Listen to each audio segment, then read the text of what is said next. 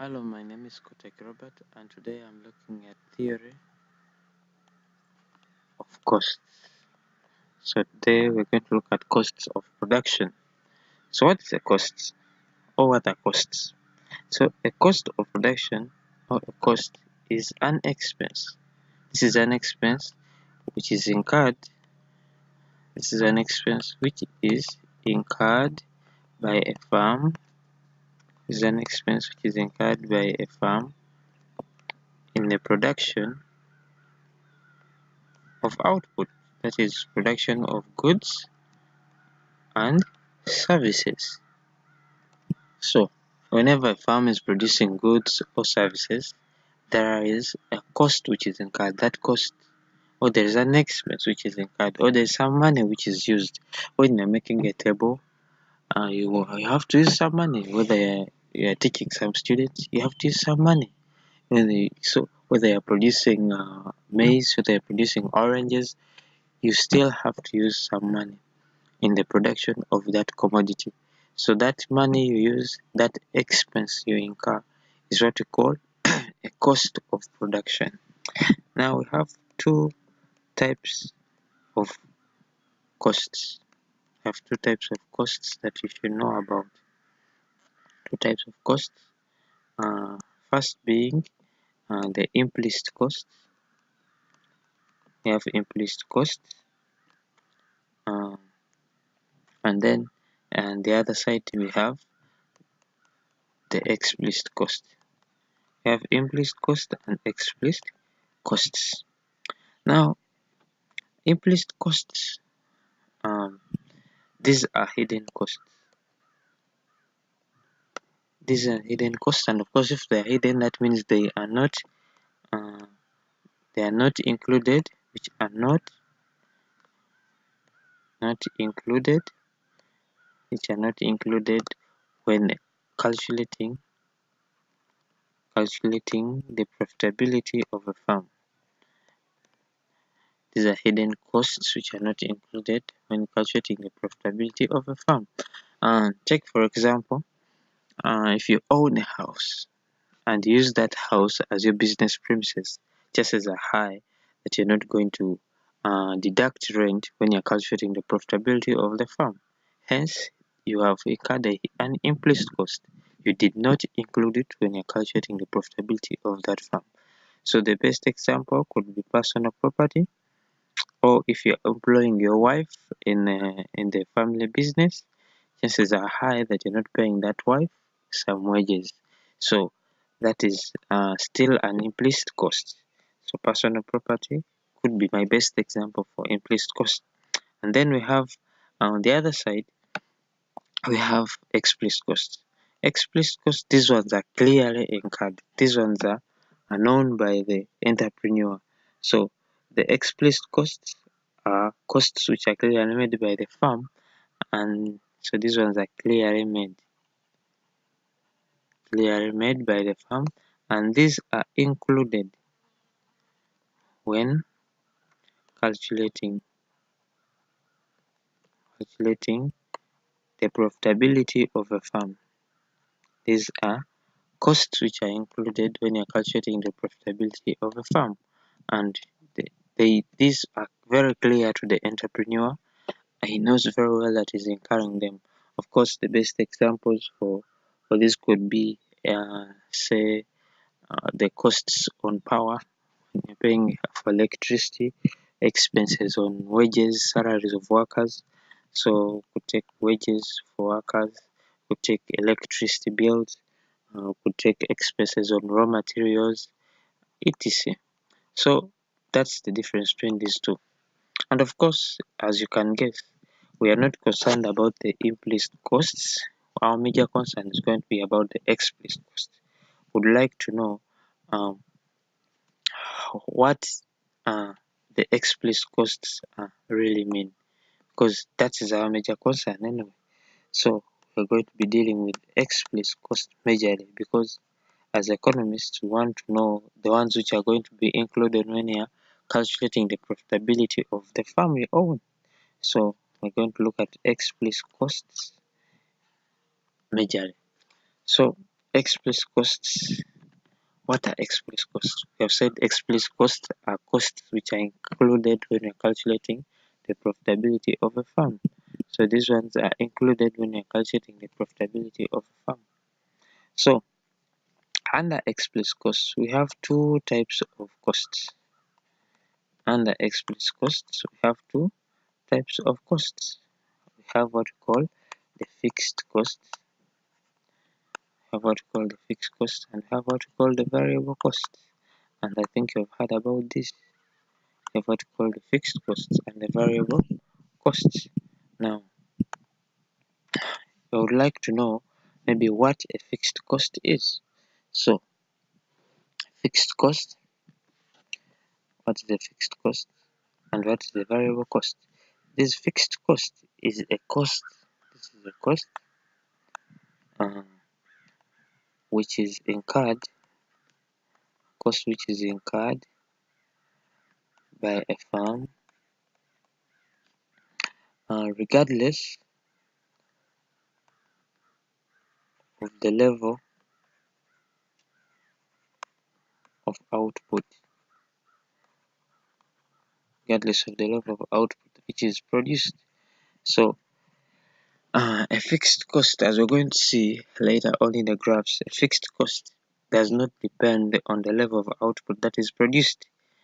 It is incurred by a firm regardless of how much output you are producing, whether you're producing 100, whether you're producing 200, whether you're producing zero output, you still incur the same cost. So fixed costs remain constant. As you can see, fixed costs will remain constant. And okay, use a ruler. This is a simple illustration. It should be straight. So put here 0, and if you put here the cost of course, and then you put here the output, a fixed cost will remain constant. So this is the total fixed cost. Now when you look at this graph, you can see, let us assume our fixed cost is if they say $1, so or one Ugandan shilling, or any, let's say it's 1 or 2, let's say it's 2. So if our fixed cost is $2, so if output is 0, you'll still incur $2. When output goes to 1, you still incur $2. When output goes to 2, you still incur $2. When output goes to 3, still incur $2. When output goes to 10, it remains the same. So as you can see, based on our graph, fixed costs remain constant. So a fixed cost is that cost which is incurred by a firm regardless of the level of output which is produced. It is a cost which does not depend on the level of output which is produced by the firm. I hope that is clear. And then the opposite of fixed cost, of course, as you can guess, the opposite of fixed cost would be variable cost. Variable cost.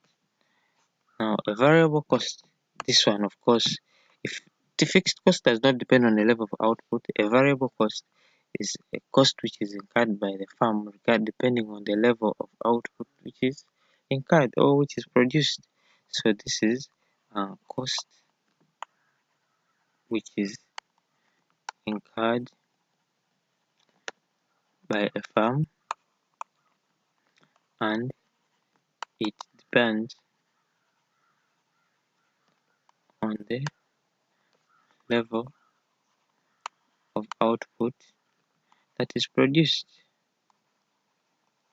When you are producing 0, variable cost, let's take for example variable cost, let's say wages.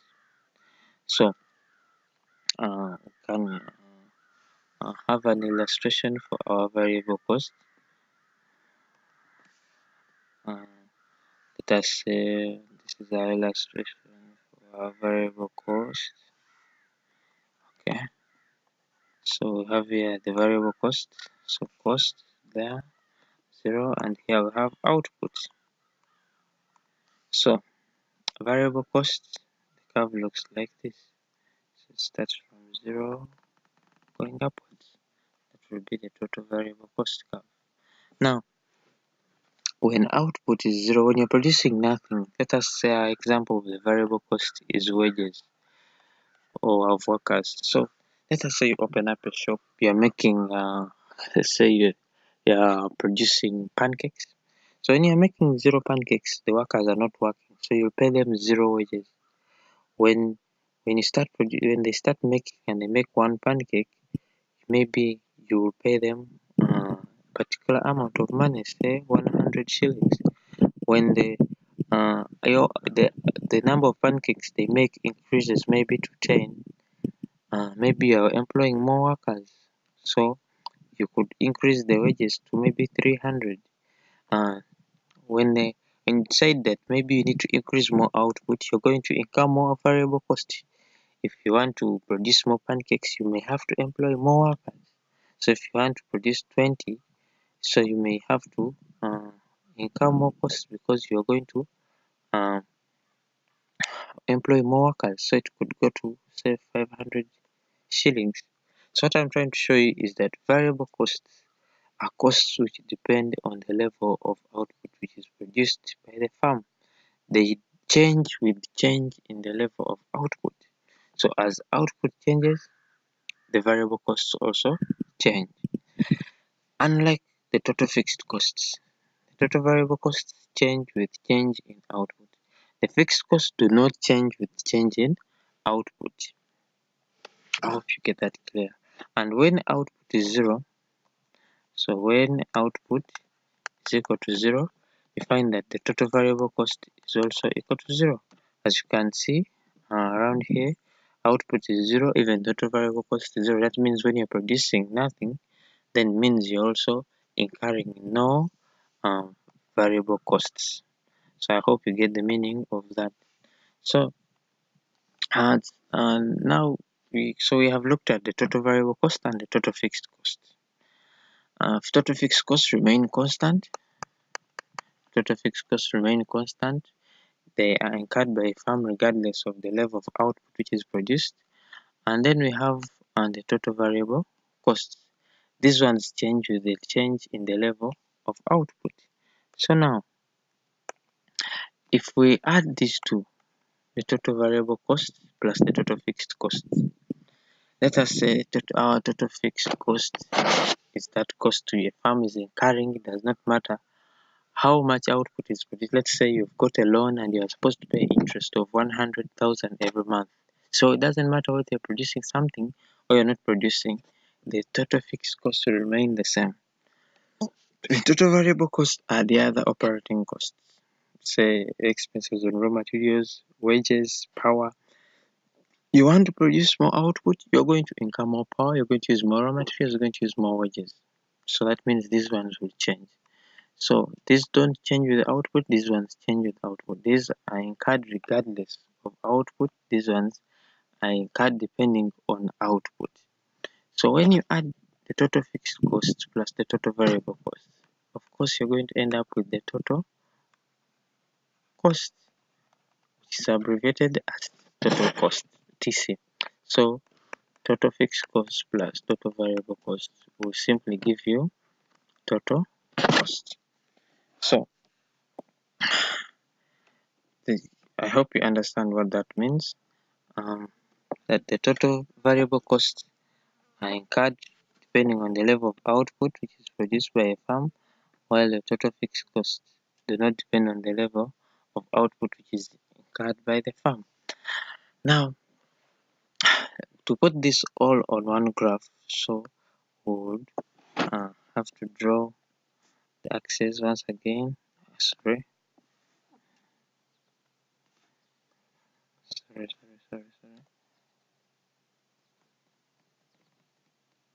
So let's try to put this on one graph. You forgive my drawing, but these are supposed to be straight lines. So put here 0. So we're going to put here total fixed cost, total variable cost, and the total cost. And we're going to put here output of cost. So I'm going to use black. So as we said, the total fixed cost is constant, so it remains the same. That will be our total fixed cost. Does not change with change in output. As output remains, as output is 0, it's the same. When output increases, it remains the same. So for us, we illustrate like that when you're talking about constant, something which is constant, cost which is constant. Now, the total variable cost, we start from the origin. So, that will be our total variable cost from 0. We start from 0 because when output is 0, the total variable cost is also 0. So we start from there and go upward because of course when output is increasing, the total variable cost usually also increasing. And then the total cost takes the shape of the total variable cost, but it starts from where the total fixed cost curve starts from. So when you're drawing our total fixed cost, total cost, sorry, shall start from right here.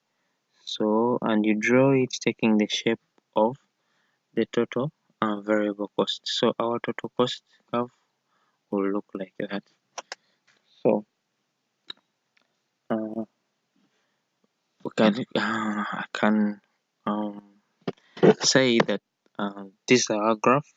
Make sure you stick within the axis and don't go beyond the axis you've drawn for yourself, the boundaries. But what you should know is the total fixed cost plus the total variable cost will definitely give you the total cost. I hope you can practice drawing that. Use straight lines. Don't use a freehand like me. So as you can see, let's look at an example. Let us assume the total fixed cost is equal to 3, and then the total variable cost is equal to 5. So they ask you calculate the total cost. So yes, simple mathematics. Use the formula. Total fixed cost plus total variable cost will give you total cost. So our total fixed cost is 3.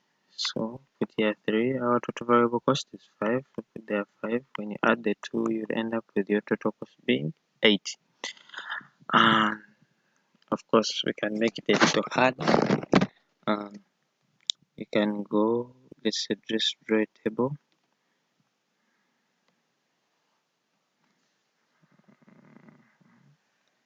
Draw a table.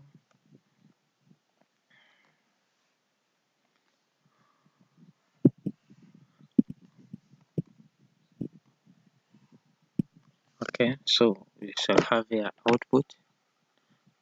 You shall have here total fixed cost. Shall have here total variable cost, and shall have here total costs. So, uh, so let us say when output is 0, the total fixed cost is 100. They've not given us that. Then when output is 1,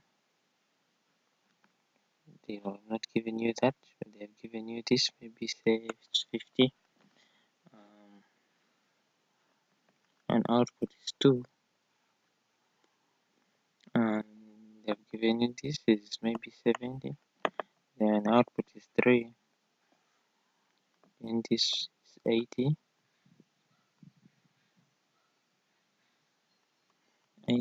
Then lastly when output is 4, here it's 100. So they want you to calculate and fill in.